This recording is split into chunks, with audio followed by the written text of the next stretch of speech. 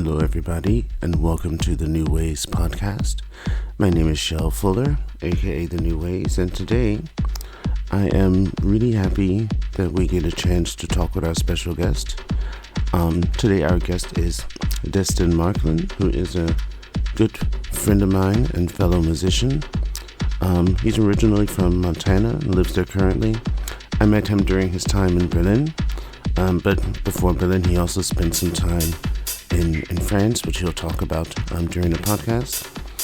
He's a producer, he's an artist, saxophonist, and he has this wonderful blend of electronic music that's really heavily influenced by Berlin nightlife, infused with saxophone and sort of jazz elements, but that's also not to say that he's limited to one genre. He's really very open and very experimental and composes really wonderful music. His last album, called Poor but Saxy, which is of course his reference to the famous quote from Klaus Wowereit, the former Berlin mayor, it really shows this combination of sounds, which is really, really amazing. He's also the chief producer at the Elysian Sound Collective, which is a collaborative or collective, so to say, of artists where they work with each other and produce projects and artworks and stuff like that together. So I'm happy he had a chance to sit down and talk with me, and enjoy the conversation. Hey, how's it going? Oh, there you are. Okay. I was like, you weren't there for a second. I'm good. How you doing? I'm good. Good. So how you feeling? Oh, it's election day, so a little bit stressed out, but Yeah, me not as too. bad as last time. If you remember, we spent the last election together. Yeah, exactly. But this one, I have to say, I've been like watching it on like the on the internet and just trying to catch up, and I just, I don't know. I'm just like I don't know. I'm just assuming just hoping that I don't wake up tomorrow and I'm just like not sorely disappointed. That happened to me in 2016. So I went to sleep and then I woke up at like 5:30 and I rolled over and picked up my phone and saw that Donald Trump had won. And then I wanted to go back to sleep, but I was so pissed off that I couldn't. And I ended up going into my office early and I was like in the office at 6:30 and people who usually start at 7 were like, "What are you doing here so early?" I was like, I couldn't go back to sleep. That one was awful for me. I was living in Studentenwohnheim in or a dorm Yeah. near Potsdamer Platz, and there was one Späti that's supposed to be open all night, and they were closed for some reason. Yeah. And I thought the election was going to be over fast, so I got a couple of beers, and then the election was not over fast, and I was stayed up all night with no beer, and then in the end, Trump won at like 6 o'clock in the morning, and I had to go visit like some debt collector in Lichtenberg Oh at no. like 8 o'clock in the morning. It was awful, awful It, day. it's like bad news on top of even worse news, you know? Yeah. It's crazy. Good. Well, thank you for taking the time to talk with me today. So, I already did like sort of the intro, so give the people, the listeners, a little bit of information about you. But I guess from your own words, tell me a little bit about sort of your musical journey. Like, when did it start? Like, when did you start playing instruments, or when did music become a part of your life? So I've always done music. I was writing songs when I was a little kid. But my first experience with an actual instrument was we had a piano that was kind of like we moved into this trailer that kind of passed around the family, and somebody had brought a piano up there and left it. And I like by ear learned how to play Fur Elise on it. And it wasn't until sixth grade that I got a saxophone and joined band. And then that was kind of my trajectory, was like the classical world. Okay. Uh, until about halfway through college. So I started out college as a saxophone performance major and then changed to a composition major. Okay. And then ended up getting kind of disheartened by the music scene. I had a very close friend of mine tell me Your family's too poor for you to do music, is what he told me. What? You don't have enough Yeah, security. your family's too poor to do music. Okay, is that what they meant? Like you need to study something that's going to bring you money in the future? Is that is that how they? Exactly. Okay, all right, So then I switched to political science and French degrees and okay. ended up becoming an English teacher abroad, which is also not a super lucrative career. So No, not really. No. I should have just stuck with music the whole time. What was really funny was when you sent me the link to the poor but Saxy.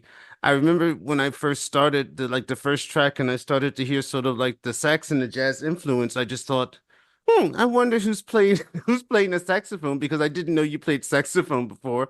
And then I was like, wait a minute, that's him, isn't it? So there was I've learned even a lot more about you, even though we've known each other for such a long time. I've learned even more about you through your music, which I appreciate. What made you choose saxophone so back in the day? Oh man, I think I always just loved the saxophone.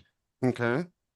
I just like the sound of it. I don't like mainstream like super processed, and it might not even be processed. It's like a certain style of playing, like often using a plastic reed Okay. that has that really like sharp sound. Yeah.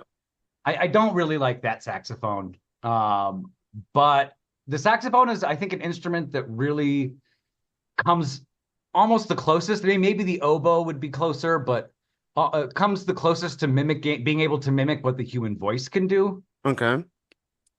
In terms of Because like you the can, tone or in terms of just the ability to control sort of the flow or the notes or in what way?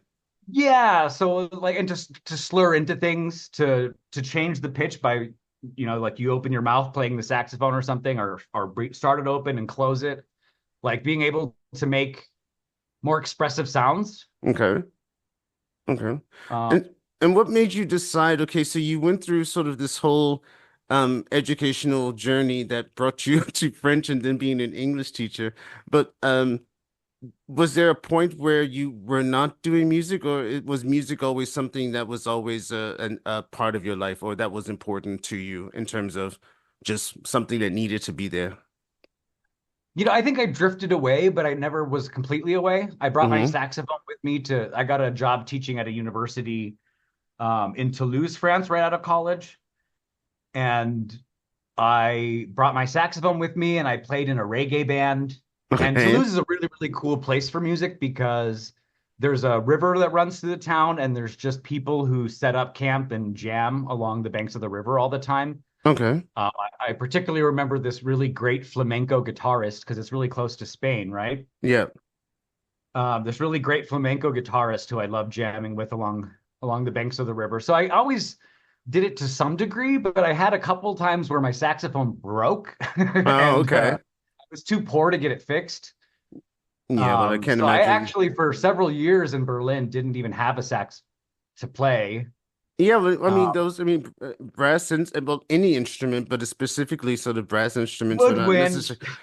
Well, yeah, that also those any instrument to be honest with you, other than maybe you can get a cheap guitar and make it, but other than that, most other instruments you have to make sure you have to be able to invest a certain amount of money to have the quality of instrument that you need to be able to actually, you know, do the work that you want to do. You can't really get For like a sure. And I lucked out on that regard because I started college playing a student instrument. okay, Um, and on the saxophone, that means that's lacking keys to hit notes that you need to hit. okay. Um, So like it was wait a minute. So definitely, so you have an instrument where it's actually missing parts where you can't just certain notes or certain things you can't actually do, or yeah, exactly. Like it didn't have an F sharp key, like the highest note of the normal range of the saxophone. yeah. I couldn't play on that instrument. And I lucked out because the student loan people the financial aid people had double counted some income from my parents Okay. and made a mistake. And so I had to like take out a loan and then they corrected their mistake and I got a payment from them back. Yeah. And instead of paying off that loan, of course, You I got a actually was able saxophone. to, well, I was able to buy it was the same amount as my saxophone professor was selling his student saxophone, Okay. which is a Selmer, which is as good as they get, right? But it's Okay. a classic instrument. It's from the 70s, 60s, Okay. um, which I think really has a very full and warm tone in a way a lot of the newer saxophones don't.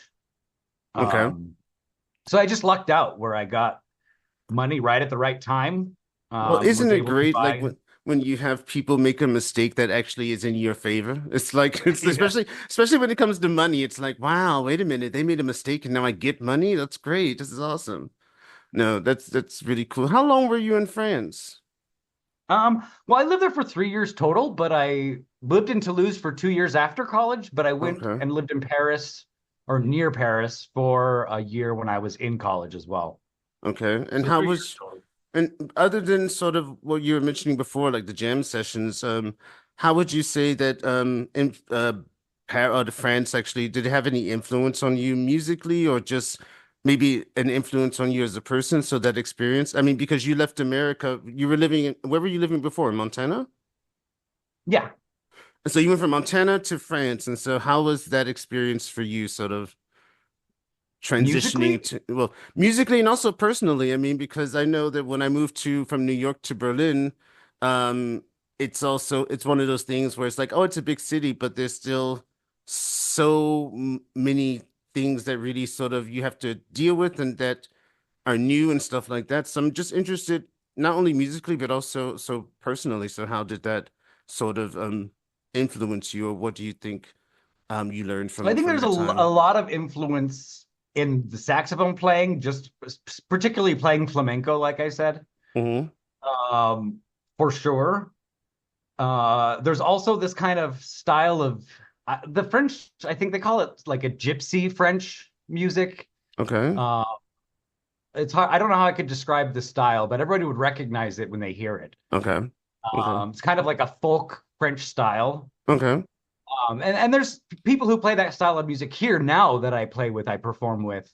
Okay. And I jump right into that. I'm in a band right now where there's an accordion player.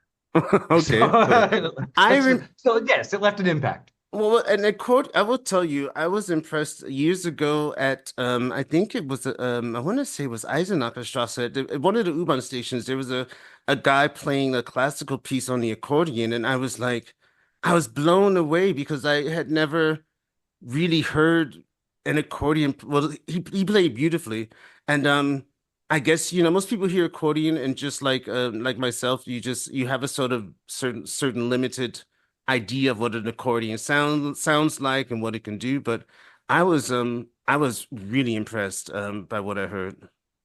Yeah, this guy here in Helena, Montana is super talented. He can be a one-man show, get up on stage and just captivate a crowd. Yeah.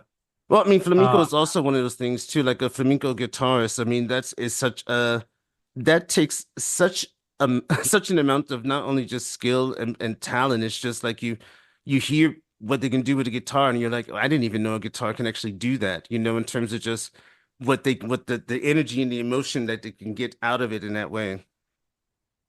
for sure. And the thing I really love about flamenco is that there are really no wrong notes. Like you just have to flow with the music because it's constantly changing key and Yeah. it's it's It's fun to sort of play with. it's sort Keeps of you on your toes. is improvisation sort of important for you? Like, I mean, if you're jamming with people, um, how important For is sure. okay, okay, All of my saxophone, for example, in my music is all improvised. okay, Uh, so I'll make a track and then I will go to a studio. I have a studio now here in Helena, but a lot of the saxophone in that album was recorded in Berlin. That's one of okay, my Berlin albums that was made actually quite a while ago, and I just released it. okay, And I just improvised probably 3 times to the track, take it okay, home and sort through it and cut it and kind of place it. And oh, there's kind of a melody I'd like repeated or something. And that's how I do it all. okay. And when did you move to Berlin, and how long were you in Berlin? So I moved to Germany in 2010. I wanted to move to Berlin, but it's hard to find a job when you're abroad in Yeah, Berlin. yeah. There's such high demand. So I found a job in Kassel, Germany, Oh God. which is about 3 hours on the train away. Yeah. It's in the very middle of Germany. Yeah. Close enough to where I was in Berlin almost every weekend, and plenty of Berliners thought that I lived there. Okay. Yeah. And to be honest, it might have worked out better, my Berlin story, if I had stayed in Kassel, staying at a place that's a little bit more grounded, you know? And Yeah, yeah, Kassel is actually nice. I've been there, but I don't know if I could live there, but I totally understand you. well, Berlin is a nice weekend city, but when it starts to bleed into the week, Yeah, then it becomes it's an it's a issue. bit out Yeah. of hand. And so when you came to Berlin, because especially with the last release that I mentioned earlier, the poor but sexy, it's of course it's really a blend of sort of like Berlin sound and your own sound with the improvisation and with the horns and stuff like that. Um, what was sort of the creative process for you when you created that? What were you thinking when you said, "Okay, I'm going to start this project and this is what I want to achieve with this release"? To be honest, I don't really think of the creative process like that. Okay. I I kind of view it's improvisational, just like with the saxophone. So I fuck around and find out. Yeah, Um, yeah, exactly. Yeah. uh, I view it to some degree as tapping into something that exists in a larger realm, whether you want to think of that spiritually or just music is its own thing Yeah. and it has its own direction and it's tapping into the flow of it as it's coming. Yeah. That's the key. So I don't go into it with a premeditated plan. But at some That point you find album, a structure for yourself. I mean, in terms of doing a song, because I think your the way you start music is similar to what I do. It's like I don't sit down and create a song and usually I don't have an idea. Usually there's a sound or something that sort of sparks an idea and then another idea comes from that. But I rarely sit down with a complete idea of, okay, I'm gonna make this song that I have in my head. It sort of comes out organically, but at some point there's a point where I start to figure out, okay, what the structure of the song should be like, or in which direction maybe the song is telling me to go. Um, so you start off with improvisation, but is there a point where that comes into play where you really think about the structure and sort of which yeah, I direction it mean, I should do go? use my brain too and think, yeah, I didn't say that think about I didn't form. mean you didn't I use studied you didn't classical use your composition, so brain. I know like form structures and things like that. Yeah. Um, and and then do that does come into account. Uh, but a lot of it is after the fact that I find an overall structure for something. So, for Yeah. example, the album that I'm releasing right now and Poor But Saxy. So the album I'm releasing right now only has saxophone on one track. Okay. The rest of it is just more traditional Berlin, industrial or minimal techno, Okay. and um, a little bit less of that personal flavor that maybe I brought to Poor But Saxy, Mm-hmm. but also probably a bit more mainstream acceptable, than Poor But Sexy, in the sense Okay. that it's the kind of music that people, especially people in Berlin, listen to a lot. Is that And deliberate? Is it deliberate that you decided to make the next project a little bit it was more? after the fact. So Okay. basically, I had after I left Berlin, I had I've been saving my best things because I put stuff on SoundCloud. I've been putting stuff on SoundCloud for years, Yeah. but I hadn't officially published any music. And so I went through and I had, maybe 20 tracks that I had made in Berlin that I'd been saving. My Mm-hmm. best tracks, I was like, I can't release them on SoundCloud. I'm going to actually release them officially. Yep. So I took a look at them and kind of sorted them into two categories. Okay. And so that's where the process came in, is afterwards, it's like I have all these tracks. How do they fit into a coherent whole? Yep. And Poor But Sexy is a very diverse album where it has an arc. It's kind of like a party day. Yep. Um, maybe starting out at an open air and then building into like a dark chamber.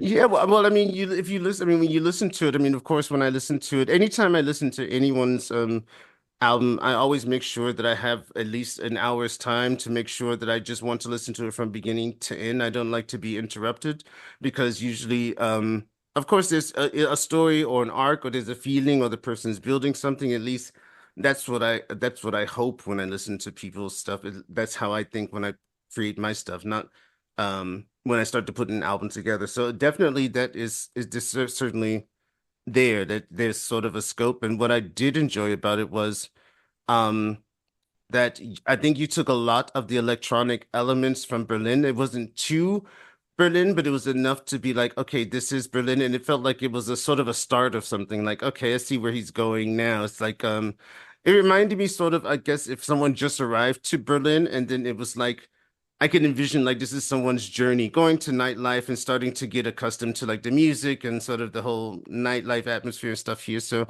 that's what I really enjoyed about it. Yeah, and for sure that was intentional, and but it was more after the fact that I sorted the songs into these categories. They were made all interspersed. Yeah. They were created at the same time as the album that I'm releasing now, Chamber Music, the more hard techno one. Mm-hmm. They were all made interspersed with each other, but a lot of the ones on the Chamber Music album were made during that time when my saxophone was broken, Mm-hmm. pretty severely broken, and I didn't have the money to fix it. Um, so there was a piece of me that was missing for a lot of it, and then going and adding it after the fact, I did to one track. But when you've had something for 10 years already, you've had a track that you've been saving Yeah. up. Um, it's hard to go back and change it, Yeah, there's a point after where so it's much like, time. yeah, there's a point where it's like, okay, this track needs, you might tweak some small things, but you're not going to make any major sort of readjust to the song. I hear you. Yeah. Yeah, and I think there's a place for this album. So the one thing that I really struggle with as an artist is genre categorization. Okay. And I think a lot of people have a hard time classifying their own music, Yep, right? definitely. Like, but part of Saxy, I mean, for the most part, there is no label that would tell a listener this is what kind of music this is. You know Exactly. what I mean? Yeah.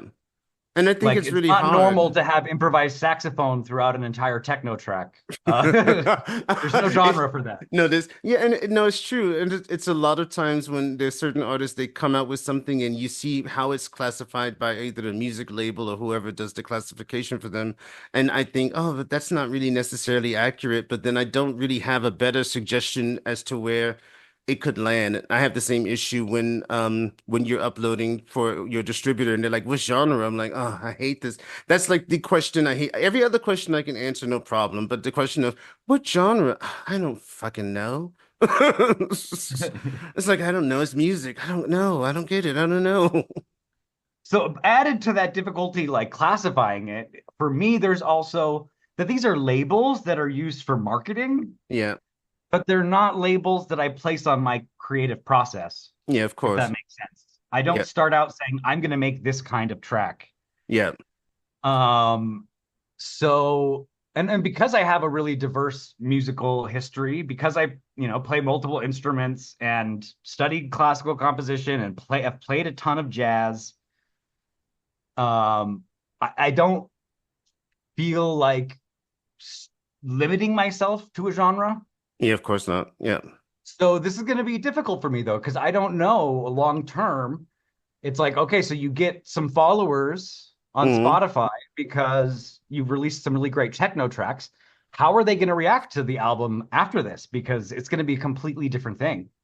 Look at Andre 3000 and his Yeah, flute album. which is actually which the flute album is actually I remember when it came out and I listened, I said, let me take a listen to it. I was like, this is actually amazing. It's a great album. But of course people flipped out about it because they wanted him to do more of the same. And of course, as an artist, you're not obligated to just do more of the same, you know? I think that Yeah, most, so no, continue, sorry. I have two albums. Right now I have three albums pretty much done, pretty much done. Mm-hmm. Waiting to come out, so I'm kind of like I've got a backlog, so there's going to be a lot of music coming out in the next year. Mm-hmm. Um and So this is the hard techno album that I'm releasing right now, but the one after that is either going to be a bunch of remixes of my sister's music, which I would call that's my job is to produce her music, Okay. and I would call it fairy folk. It's kind of she plays the harp and sings, Oh, kind of okay. Joanna Newsom Yeah. style. And it's so different, but it's remixes of that, Yeah. and they're all very different styles. And then the album after that is going to be with me singing a lot and a lot more jazz, kind of Hmm. like housey jazz. So I just hope that I along the way collect some followers who are people who have a wider wider musical perspective than to be just looking for one genre all the time. Yeah, I Let's think hope that, so. well, I mean, I think one of the things is that if you when you come out with albums of different genres, then I think what happens is then people it's better to do that, I think, at the beginning of when you're releasing stuff, like when you're releasing stuff, so at the beginning of a career, or whatever, because then you set the expectation that okay, he can come out with any sort of genre. So you already set the expectation, okay, he has done that, but he could do something totally different, and therefore it may take some people a while to adjust. But I think that if people have that expectation, then they're like, oh, okay, well, you know what? His next album, I don't know what it's going to be, and I'm actually excited about the fact that I don't know what it's going to be. Let's see what he's going to deliver now, And I think that's can actually work in your favor. In terms of marketing, if you have someone who's doing marketing for you, these are the situations where they want to pull out their hair because they're like, I don't know what to do. How do I even help people compare this to the last album? But I think it's important to really do those type of things because being stuck in just one sort of area and then feeling that you're stuck. Actually, I did an interview with Martha Wash and she said the same thing because she's so known for her vocals, first with Sylvester and then with in doing sort of big vocals for house songs. And she came out with an album that wasn't house music, and she said, because I don't want to just keep doing house music. I want to do something else. And I think that's important. Yeah, I hope so. I get a little bit nervous sometimes because, I had a pretty successful track and I saw my follower count on Spotify tick up. Yeah. And then as that kind of died down a little bit, I saw it tick back down a little bit. And it's like, who follows somebody and then a month later unfollows them? And was thinking it's probably because they follow me and then on their, algorithmic playlists or whatever, what they're getting from Spotify, my poor but Saxy's coming up and it's dramatically different from this track. Mm. And they're unfollowing me. But, you know, People I don't actually know. That's just an unfollow. assumption on my I have part from I just have looking at the never. data. I cannot remember ever unfollowing someone on Spotify. Yeah, Like, isn't it weird? yeah, like I follow someone, and then if they come up with something I don't like, I mean, don't listen to it. But then I do want to know what they're gonna do because maybe they'll go back in a direction that I like. If that's the situation. But I don't can't remember just unfollowing someone on Spotify. That's strange. I don't know. People are strange. It's weird. Um. So you also have a collective that you work with that I was looking. I went to the website actually last night. So what is that about, and who are some of your collaborators that you're working with currently? So it's a family endeavor. Okay. It's owned by my sister Shy. Shyralee's her full name. I think that will be her artist name when she finally releases this Okay. album that's pretty much done. Okay. She's just tweaking and tweaking. Yeah, yeah. Like any good artist, I guess, but it gets Tweaking frustrating until when you're the the end. producer. Yeah. But Yeah. so she's been trying to get her music done for over a decade. Yeah. Tried with every producer in the state and didn't work well with them. And somehow just being family made it work where I can do it after Is I came back to the US. mm-hmm. And so that was kind of the seed of it. But she also has three sons who do music. It's dropped down to two. One of them is just became a daddy, so his priorities kind of shifted. Yeah, But so he has no time. Yeah. But I have my nephew Branson is another one of the people involved in the project, and he's a really amazingly talented singer-songwriter. Okay. And then my nephew Liam is a producer as well. And so it's mostly a space for us to develop our own music. Mm-hmm. But we do projects for other people. So this week I'm somebody has written some songs where they're playing piano and singing, and so we're bringing them up to my sister's baby grand and recording a grand piano and putting music to it. So we do work for others as well, but for the most part, it's to get our own music done. Yep. And to help each other figure out music because as you know, Shell, it's a very complicated industry. There's a lot to know, and Yep. figuring it all out takes a lot of effort. Yep. That's true. It's a lot of energy and it takes a lot of effort. We're gonna take a quick short break, and then when we come back, I want to ask you a little bit about the difference between working as an artist for yourself and working as a producer. But first, we'll take a short break. Introducing Karen, the bald new EP from the New Ways. This EP dives deep into the cultural phenomenon of the Karen stereotype, transforming social commentary into a rich, rhythmic experience. With its keen awareness of societal trends, the New Ways takes you on a sonic journey that's as thought-provoking as it is immersive. Each track isn't just music, it's a conversation, reflecting the pulse of our times and challenging perspectives. Engage with Karen, an EP that resonates on a profound level, inviting you to dance, reflect, and question. Now streaming on all major platforms.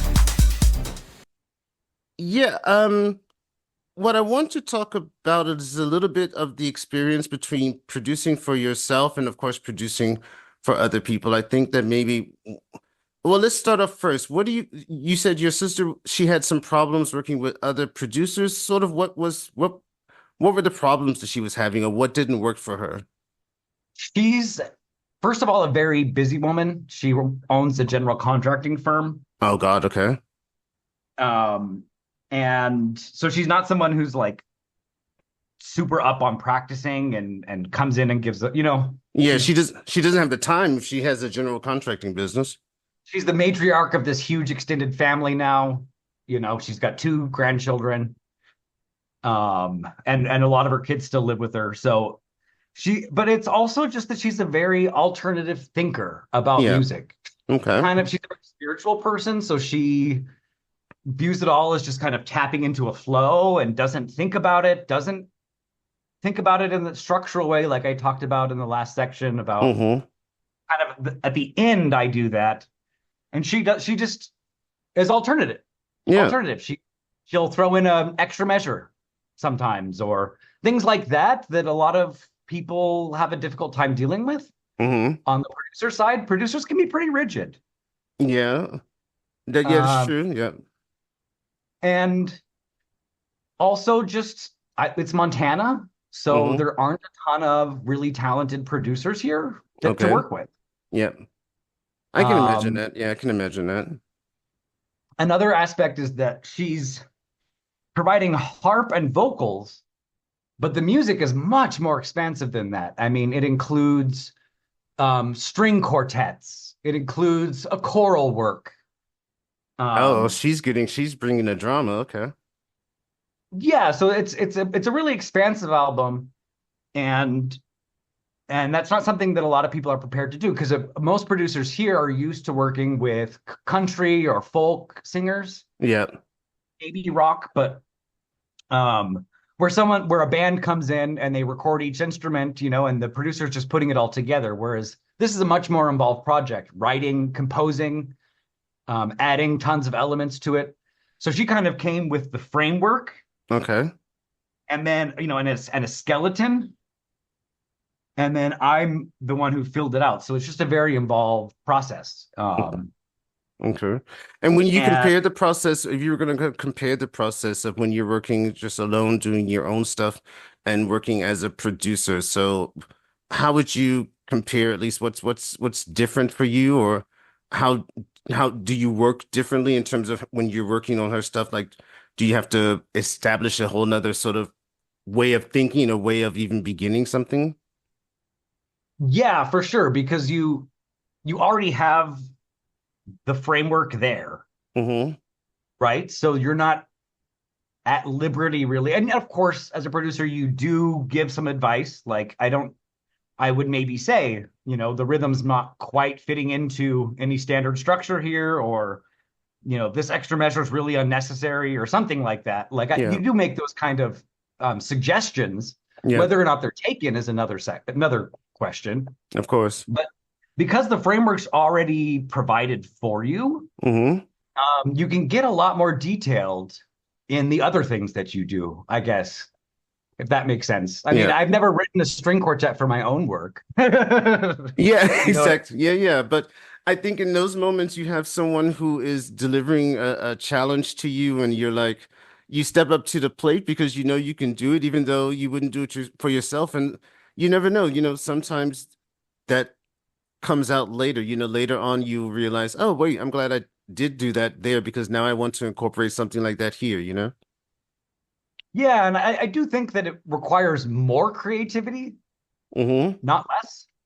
Okay. Um, Even though the framework is established, that limits your creativity to some degree, right? But it Mm-hmm. means that you have to fit into someone else's structure Yeah. and someone else's desires as well, which forces you to be even more creative with where you're going. It's not like when we're making a track and it sounds like it's going to be, like, okay, this is turning into some pretty industrial techno or something. Yeah. And then that structure, that format is still pretty set. Yeah. Whereas this is such a different genre than what I'm used to working with, Mm-hmm. that it's forced me to be really creative. Now, one cool thing about this album that I'm working on for her is that it's a double album. So Okay. there's the main album, which is mostly acoustic, and then there's I made remixes of everything. Okay. So that's going to be my album, right? But they're going to be kind of marketed together. Mm-hmm. So the entire album is remixed as well. So it's trying to kind of blend these two worlds that are so different in Yeah. certain ways as well. Okay. And finding that bridge can be really difficult. Remixing folk music into techno Yeah, that is a can be a challenge. challenge. Yeah, I could imagine that that's a challenge.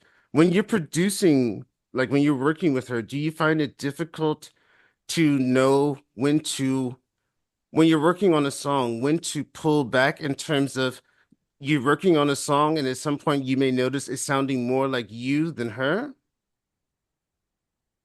Yeah, she lets me know. She's not an easy I bet she does. guy. I She's my bet she sister, so exactly. So she's like, what the fuck is this? and she's my big sister too, so she has no problem bossing me around. Yeah, okay. Because No, but I've always found, I think, as a producer for other people, I think that's always the challenge of saying, okay, I want to bring my creativity to it, but I'm working within a framework. And where's the point where the line is blurred between, okay, is it sounding too much like me or too much sounding, or is it sounding more like what the artist I'm working for is intending? So, as a one example of a conflict in this way, that's pretty happening right now as we're just in the finishing touches mm-hmm. stage of this double album. She started getting more into the remixes and telling me what to do with the remixes. Okay. And I kind of had to stop and say, listen, the remixes are mine. They're Exactly. not yours to control. Yeah. Um, the main album is yours, entirely, but this of course I need your permission to release remixes of your music, Yeah. but it's my album. It's not yours. Exactly. And I had to kind of draw that boundary. So there are times when it gets a little bit like stressful, where my creative direction is not necessarily what she wants. Yeah. And I have to put my foot down and say, well, if you want remixes done of your album, you have to be free to let the person who's remixing use their own artistic expression. Yeah, I think that's difficult for a lot of artists. I mean, I did remixes for Stefan Nero for years, and now I just work like really do mastering for him. But what I always appreciated about the that collaboration was he delivered me the pieces, and whatever I did, he was like, yeah, if he most of the time, if he ever gave me feedback on it, it's because he heard something technically in the song, like maybe he heard or thought like a beat was off or something of that sort. But otherwise, in terms of the creative process, he's always um just let me sort of do my thing. And I think for some people, I think many people don't understand exactly what a remix is. If you ask someone to do a remix, it's like some people just need to learn how remixes work or what's the purpose of a remix. I mean, the purpose is to let someone just have their have their way with your song, you know? Sounded dirty there, Shell. I know, right? After I said it came out of my mouth, and I was like, "Ooh, that sounds kinky, baby." I was like, "Wow," but basically, that's what you're doing. You're basically saying giving up your baby, and I think that because now she's working with her younger brother, and she's also seeing, wow, we achieved something, and then you as a remixer, you're taking that in some ways, people can see that as, oh, he's taking the music and he's destroying it. It's like, no, I'm just reinterpreting it. It's not, I'm not destroying it. Well, but another interesting aspect that's come up, because remixing, you could just use a few lines of the song. Yeah. You could just take a couple lines of vocals, like the chorus of the vocals, Yeah. and only use that in the remix. Yeah. But because her music is very intentionally and succeeds at being it's supposed to be music that helps people, guide people through life. Okay. Like I said, she's a very spiritual person. She views her music as a way of changing people's mentalities and helping guide people through difficult situations and things like that. Mm-hmm. And because her lyrics are so important, she was actually the one saying, "You use too many of my words." Oh, And okay. I'm like, yeah, but if you cut them out, then it doesn't make sense anymore. Like there's a message here and the message is lost. So she was actually the one arguing for me to do a more traditional remix style. And what I ended up doing for most of them is keeping all the vocals Oh, okay. and just changing the background. Okay. Yeah, that's the way I when I do remixes, what's interesting is I almost rarely use the I rarely use the any of the music. I always use the vocals, but I only use certain parts of the vocals.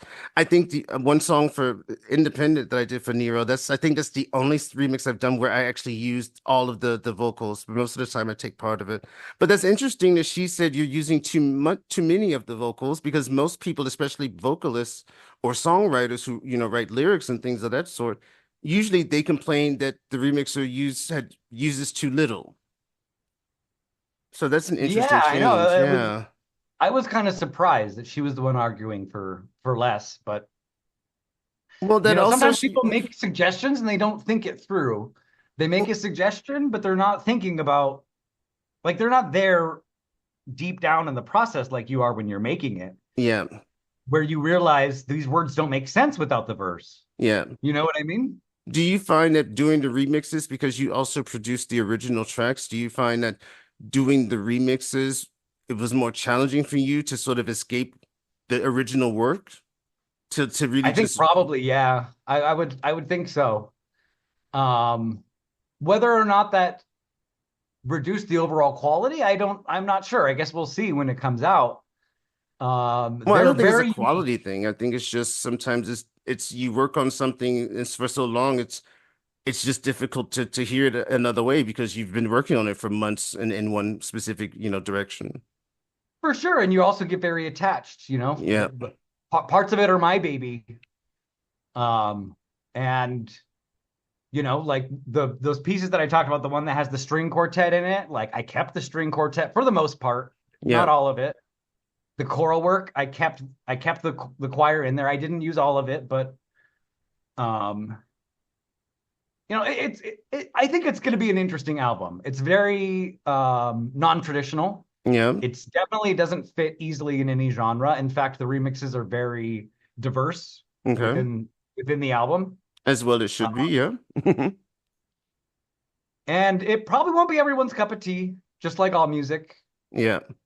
Well, you can't please everyone. About it. I mean, you can't please everyone. You're going to please those who you're going to please. I mean, I think gotta find your people. Yeah, you're going to find your people at some point. They're gonna find you, you're gonna find them, and it'll be fine. I just released this one single Warsaw, and I was like, I want to do different versions of it, and that was the first time I ever actually had to remix a song that I worked on, and I had to literally like this part. I realized there are elements from the original that I really liked, and I had to really put energy and like make myself aware to remove parts of the song that I really liked to get other versions out of it, like saying, "Oh, I really want to incorporate that, but no, I have that element in this thing, so let me take it out." I found it I'm happy with the result, but it was sort of I once I came up with that idea and I said this is what I want to do, I sort of like was kicking myself in the ass about it because I'm like, why would you do this to yourself? Is that in the EP?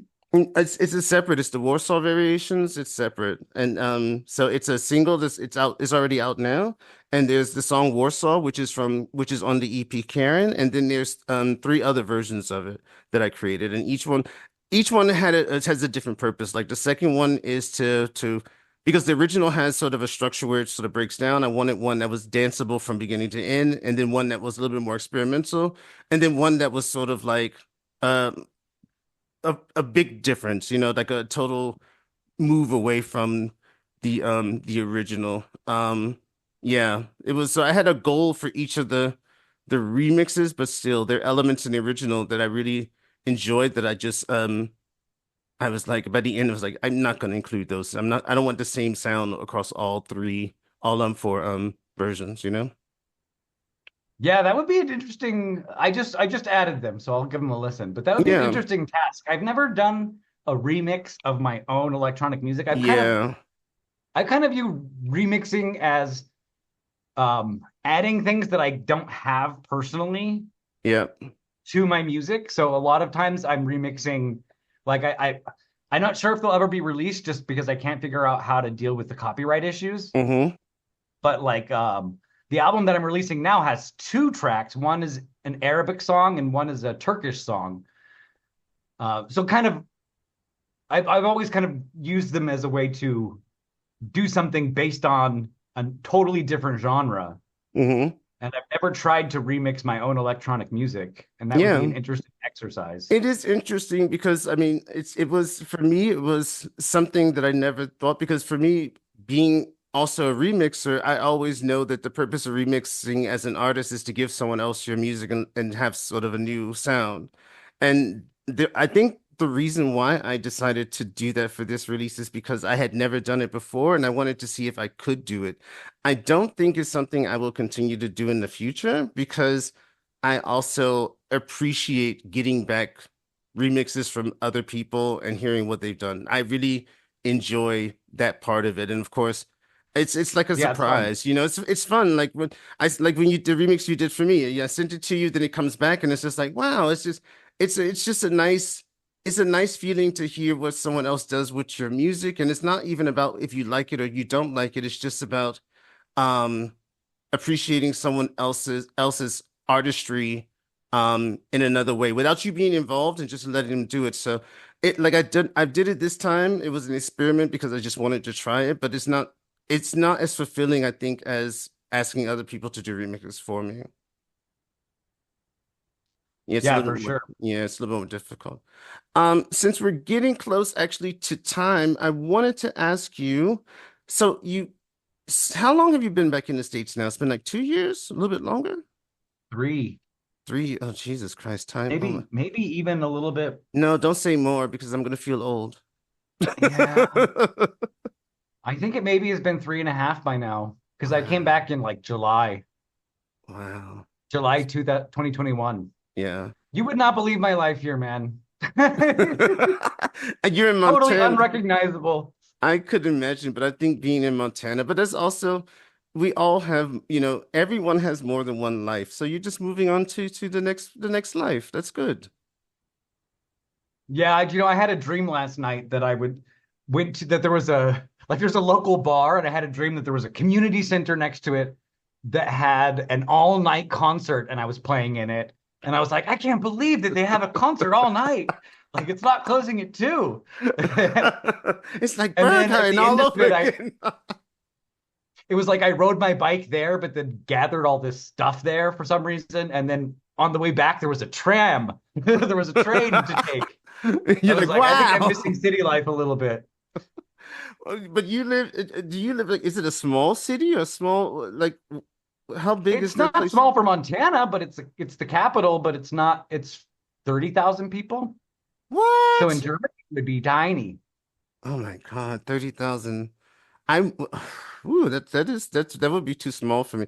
It's just too small because you really can't get into trouble because everybody knows your business. It's like Yeah, you and have to be, also, yeah. I mean, gay men need population density. Yeah, yeah. I hear, yeah, I hear you on that Unless one. you've got a stable partner, so it's Exactly. challenging. No, yeah, I can understand that. But moving back, how do you feel in general? Like, it seems like in terms of like music, like I said, I learned a lot more about you over the last few years, especially through music and you doing the remix for me and us working together on this new song, which I, like I said, I really appreciate. But how do you feel being back in sort of Montana and being able to focus on your music? So how do you feel overall as a person compared to sort of, let's say, 5 years ago? It's such a mixed bag Hmm. because coming back and having family support around Yep. has been a game changer. Being able to collaborate with my sister has really allowed me to do stuff. I made a lot of music in Berlin, but I never released any of it. Yep. And um and my scope was much narrower there than it is here because I'm working with people in other genres and I have to adjust to a scene where there's really no electronic music scene here. I mean, there Yep. is a small one. It's growing. Yeah, but it's But 30,000 people, so the electronic music scene is never going to be huge, but I'm you never have going to make a living as a DJ here. no, you're not. No. Um, so I've had to find alternate ways. So that's why my the I'm having difficulty. I'm thinking in German now for some reason. Uh-uh. The album after next Uh-huh. is incorporating vocals so that I have something to perform, Yeah. other than saxophone. And so I can do more shows. I mean, I've been getting a lot of shows recently, which is cool. I had a show coming up in December of showing some of my classical compositions as well, Okay. which is awesome. I'm happy about that Yeah. because I've had them for years and they've never gone anywhere. Now they're finally going to be in the world. I'm going to try to release them as officially as well. So like you see where I'm struggling with the genre thing. The people who like me for industrial techno, and then I suddenly release a series of piano, sonatas. Well, Aphex Twin does it also. I mean, Aphex Twin, he did, his ambient stuff, and then he changed into the more sort of wilder sort of the IDM stuff. But what's interesting is a lot of his albums, like Drugs and stuff like that, you can really he has those quick tracks, and then in between he'll have just a piano piece, and you're like, this is really interesting that he just takes you to both extremes. So I think that it's difficult to find a genre, but the people who enjoy your music will enjoy your music beyond the genre. So they're looking for something new. And I think that the people who really appreciate the energy and your creativity and what you put into what you do will follow you no matter what, because that's the type of artist they want, is someone who's going to deliver something different. So you just have to keep Let's just, hope so. going forward and just going from there. But I honestly believe that if someone is upset because they're just not if you're not delivering just the same old every album, then that may not be your target market in terms of the people you want to target anyway. Exactly. Going back to the question about adjusting to life here, I mean, reverse culture shock was extreme. In fact, I think more extreme than the initial culture shock was, Hmm. if you can believe that. I can believe Uh, it. Berlin is such a unique place too, and Montana's so the polar opposite of it. Yeah. It's a conservative state. It's so rural, and just to give you one example, I have my best friend here is super fun, she would fit right in Berlin. She likes to dress crazy and is totally comfortable with the human body and all the things that, Berlin is so great at. Yeah. Okay. She would fit right in. But so it was her birthday and she was having a party with a band Hmm. at a bar. And I wore a Speedo as kind of like a joke, like fun thing, and was forced to put my pants on. Oh, yeah, yeah. That's not Berlin. That's certainly it's not. Yeah, it's that is hilarious. Um, yeah, it's yeah. But even though it's a Speedo and actually technically you're able to, yeah, if it's a conservative place, it's people I are mean, seeing too much. it's acceptable attire at hot springs where there are children, and for some reason, an But not adult in Montana. establishment. No, they don't want to see. They don't want to. Yeah. There's too much going But what was on. even more depressing, Shell, is that then I went to an after party, Yeah. and also then one of my friends was like, "Come on, take off the pants now. You can do it now. Like, let's see the Speedo." It's kind of a fun Speedo. It's like a Galaxy Speedo. Okay. So I did it again, and then was forced at the after party to put my clothes on as well. And where in the end you're like, okay, now I'm taking this shit personally. Now I'm taking it personally. It's like before I thought you were just conservative, but now I think it has something to do with me. Well, cool. My ugly thighs, I guess. I don't know. Yeah, it's like what's wrong? It's like, come on, man. Yeah, well, cool. Well, you know what? I appreciate you taking the time to speak with me today. I mean, it's been really great. Like I said, I'm really happy that I've gotten to know a lot more about you through your music, and I am really excited about what you already have brought out and what's coming out, and also your sister's album. So, thank you again for taking the time to talk with me on the podcast. Thanks for inviting me. It's been a pleasure.